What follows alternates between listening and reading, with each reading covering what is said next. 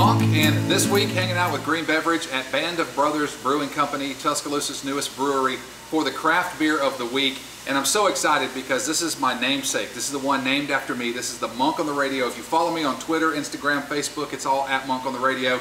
And now the Band of Brothers and I have had many conversations about beer, and how this one kind of came to be was Jeremiah, the brewmaster, and I were hanging out one night and got to talking about his love of Belgian and Trappist beers, and then got to talking about my love of a spice on the end of my beer, how I love the habaneros and I love the smell of peppercorns.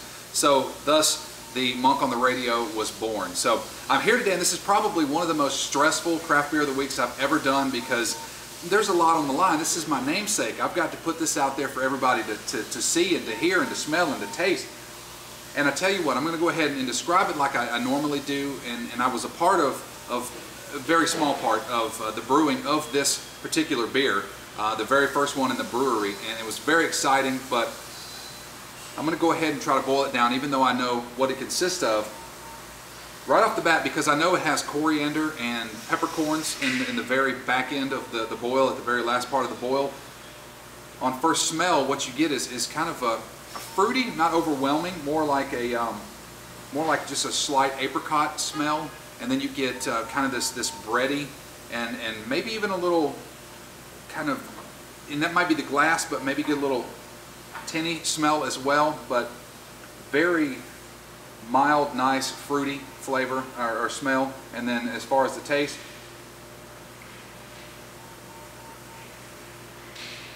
it almost tastes like I'm drinking a really expensive beer, because it's not too hoppy, it's not too light, it's not too boozy, it's not overwhelming in any way. It's like, it's very complex and everything's kind of all there together.